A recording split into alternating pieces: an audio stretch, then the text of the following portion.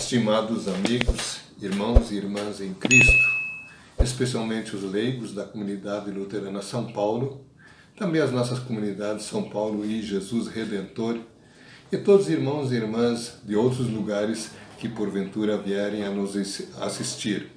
Eu convido a todos para mais uma reflexão da Palavra de Deus. Hoje estudaremos a segunda carta de João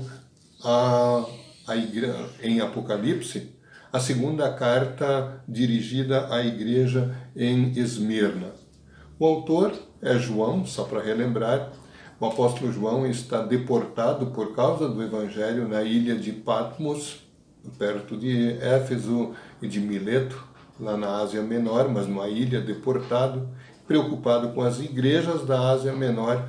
Jesus Cristo, exaltado, aparece a ele e dita para ele cartas para 7 lugares. Estudamos na semana passada a primeira carta à igreja de Éfeso e hoje queremos estudar a segunda carta à igreja de Esmirna.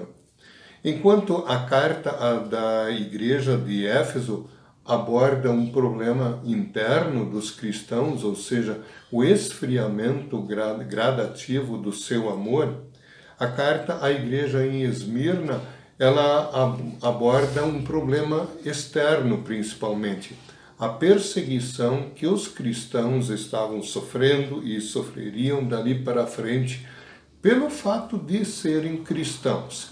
É uma prova muito grande pela qual eles estão passando. Mas para nós introduzirmos a carta, eu acho que nada melhor do que ler a própria carta. Ela é curtinha, me acompanhem na linguagem de hoje. Mensagem à igreja de Esmirna, Apocalipse capítulo 2, versículos 8 a 11. Ao anjo da igreja de Esmirna escreva o seguinte: esta é a mensagem daquele que é o primeiro e o último, que morreu e tornou a viver. Eu sei o que vocês estão sofrendo. Sei que são pobres, mas de fato são ricos. Sei como aqueles que afirmam que são judeus, mas não são, falam mal de vocês. Eles são um grupo que pertence a Satanás. Não tenham medo do que vocês vão sofrer. Escutem, o diabo vai pôr na prisão alguns de vocês para que sejam provados e sofram durante 10 dias. Sejam fiéis, mesmo que tenham de morrer. E como prêmio da vitória eu lhes darei a vida. Portanto, se vocês têm ouvidos para ouvir, então ouçam o que o Espírito de Deus diz às igrejas. Aqueles que conseguirem a vitória não sofrerão o castigo da segunda morte. Até aqui esse texto. No primeiro versículo, Jesus Cristo se apresenta, como ele sempre faz, e também o destinatário. Ele diz ao anjo da igreja em Esmirna, escreva. Anjo quer dizer também mensageiro, é o ministro da palavra. Hoje nós diríamos o pastor da igreja. E quem diz isso? Eu sou o primeiro e o último, o alfa e o ômega, como está em Apocalipse 1, versículo 8. Princípio e fim, assim Jesus se chama aqui. Alfa e ômega são a primeira e a última letras do alfabeto grego, quer dizer, para englobar tudo. Eu sou então o primeiro e o último, estive morto e eu estou vivo. Que consolador é isso aí. Jesus Cristo é o princípio, é o primeiro, ele é junto com o Pai e o Espírito Santo também o Criador. Ele viveu antes de todos os tempos. Ele é a palavra de Deus. Depois ele se fez carne da Virgem Maria. Mas ele é o eterno, todo-poderoso Deus. E que não tem fim. O ômega, o princípio e o fim, na verdade, o eterno. Esse Cristo exaltado, o eterno, diz que eu estive morto. Como é bom relembrar isso, que Cristo se fez homem, veio a essa terra, cumpriu a lei por nós, padeceu, sofreu e morreu, mas não ficou na sepultura. onde ele pagou por todos os nossos pecados para nos dar vida eterna. Eu estive morto, mas eu estou vivo para sempre. É esse Cristo, o eterno Deus, o nosso Salvador e Senhor, que diz ao anjo da igreja, ao pastor da igreja em Esmirna, aos pastores aqui das nossas comunidades, das igrejas de hoje, escreva o seguinte. E aí vem a carta propriamente dita, um grande alerta quanto à questão da perseguição. Os inimigos citados aí, que diz que são judeus, mas não são, mas na verdade os judeus legalistas, incrédulos, que muitas vezes caluniavam os cristãos junto às autoridades romanas, para que as autoridades os perseguissem e eventualmente até matassem. Eles instigavam também a opinião pública contra os cristãos. Em muitos lugares aconteceu isso, aqui em Esmirna também. E quando diz que vocês são pobres, mas vocês na verdade são ricos ou empobrecidos antes, muitas vezes os cristãos, quando eram perseguidos, eles tinham seus bens confiscados, eles ficavam praticamente sem nada. Isso era terrível, era uma prova muito grande na fé. E isso acontece por instigação daqueles que são judeus, mas não são, ou na outra versão da Bíblia, eles são sinagoga ou igreja de Satanás. Na verdade, então, o grande inimigo não são as pessoas, quem está por detrás de tudo isso é o próprio diabo, porque ele tem ódio à palavra de Deus, ele tem ódio a Cristo, ele tem ódio àqueles que pertencem para Jesus. Mas o Senhor diz para eles, vocês são muito ricos, vocês são enriquecidos espiritualmente, vocês são pessoas que têm sido provados e vocês estão firmes na sua fé. E aí no versículo 10, Jesus Cristo continua encorajando eles. Ele diz que vocês serão provados, vocês serão tentados, o diabo colocará alguns de vocês na prisão, mas isso durará 10 dias. 10 é um número exato, número de totalidade, mas também dá a impressão que se fala dias contados, relativamente curtos. Verdade que nas primeiras décadas do cristianismo, no primeiro século, no início, havia muita perseguição. E Deus permite isso, como a história de Jó. Nós estamos lendo em algumas devoções ultimamente sobre Jó, e o Jó, ele foi muito maltratado pelo diabo para se revoltar contra Deus, mas ele permaneceu fiel. Deus permitiu até certo ponto o poder do diabo se manifestar. E a Abraão, nós temos aquela história do seu filho Isaque, que ele teve na sua velhice, e Deus pediu que ele o apresentasse a ele num sacrifício. Isso está em Gênesis 22, a partir do versículo 1. Mas quando Abraão ia matar o Isaque, Deus não permitiu. Ele disse, Abraão, chega, você passou no teste. Assim, Deus não tenta alguém para o pecado. Quem diz isso é o apóstolo Tiago. Tiago, no seu livro, capítulo 1, versículo 13. Nós não somos tentados para o pecado por Deus, mas nós somos provados por Deus. E Ele permite que o mal nos atinja. A prova dos crentes de Esmirna, ela tem então os dias contados, os dias encurtados. Isso é consolador para nós saber que as tentações, ou as provações, melhor dizendo, elas também sempre têm começo, têm meio e têm fim.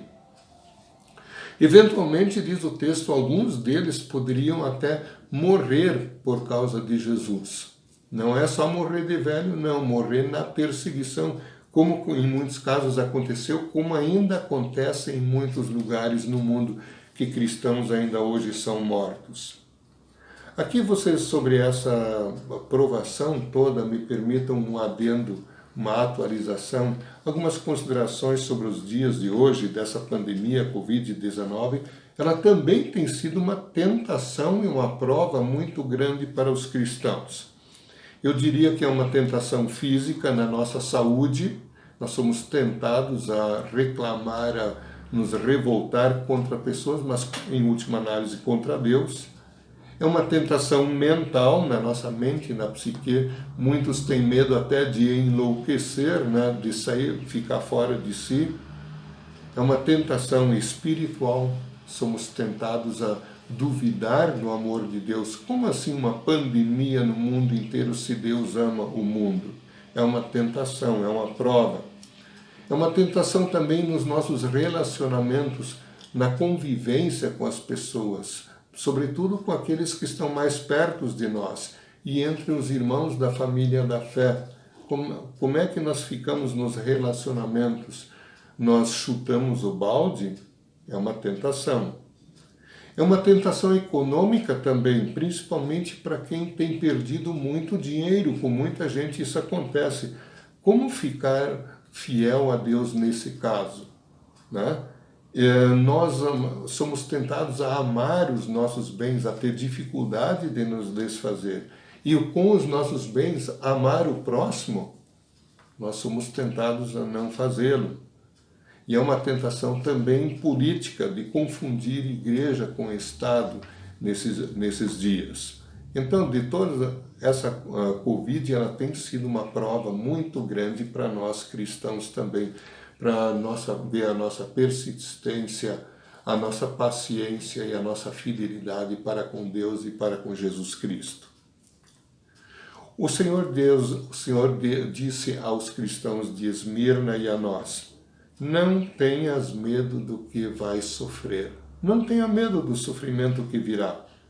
O Senhor não promete para nós a ausência de tribulações, mas Ele também diz que nenhum fio de cabelo da nossa cabeça cai sem a sua permissão. Tudo está no seu comando.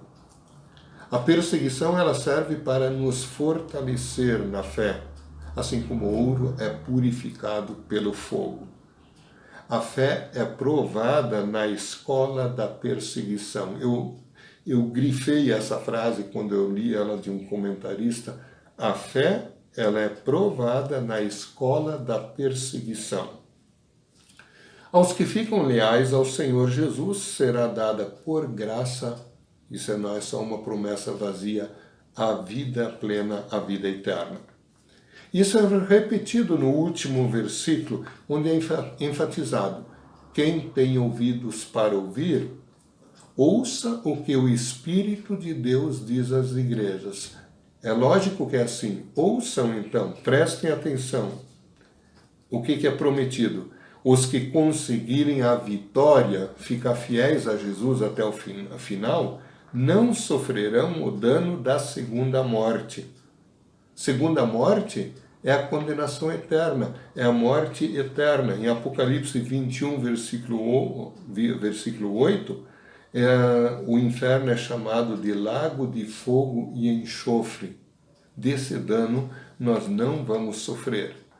A morte temporal, a morte física, passaremos por ela, mas ela é, na verdade, a entrada para a vida eterna. Queridos irmãos e irmãs, Jesus não nos prometeu o céu na terra. Isso é um grande embuste, é um embuste da teologia da prosperidade. Deus disse que estaríamos debaixo da cruz. Jesus Cristo diz que nós devemos segui-lo carregando nossa cruz, também da perseguição. Hoje muito se fala sobre perseguição aos cristãos, sobretudo da verve comunista, e de fato isso acontece. O comunismo ele não dá tréguas para os cristãos. Temos que orar pela libertação dos cristãos, sim, mas ao mesmo tempo nós temos que cuidar para não alimentarmos um ódio contra um ou mais povos, contra determinadas raças, tribos, línguas, nações. O nosso grande inimigo é o diabo que instiga as pessoas contra nós. Jesus disse também que amai os vossos inimigos e orai pelos que vos perseguem.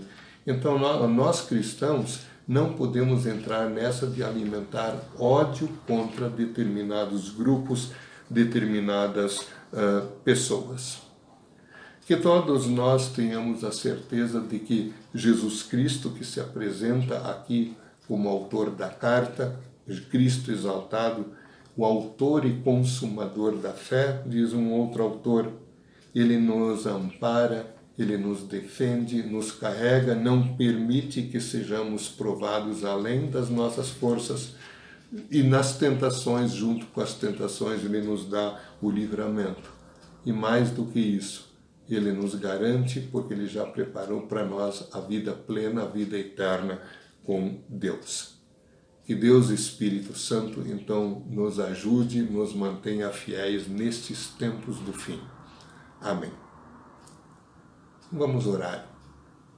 Querido Deus, Pai Celestial, muito obrigado por mais esta carta que tem tanto a dizer para nós. Na verdade, ela foi e é endereçada para nós. Senhor, nós sabemos que também somos tentados, nós somos provados em nossa fé. Não permita, Senhor, que duvidemos do Teu amor, do Teu poder, da Tua presença em meio às provações do dia a dia. E não permitas que as tentações para o pecado nos derrubem, tentações do diabo, do mundo e da nossa própria carne. Que nós resistamos firmes nas tentações. Não nos deixes cair em tentação. Abençoa, Senhor, os nossos leigos, nossas comunidades, todos os membros, todas as famílias, todos nós, todos que nos escutam neste momento e o mundo inteiro. Em nome e por amor de Jesus, nosso Salvador e Senhor. Amém.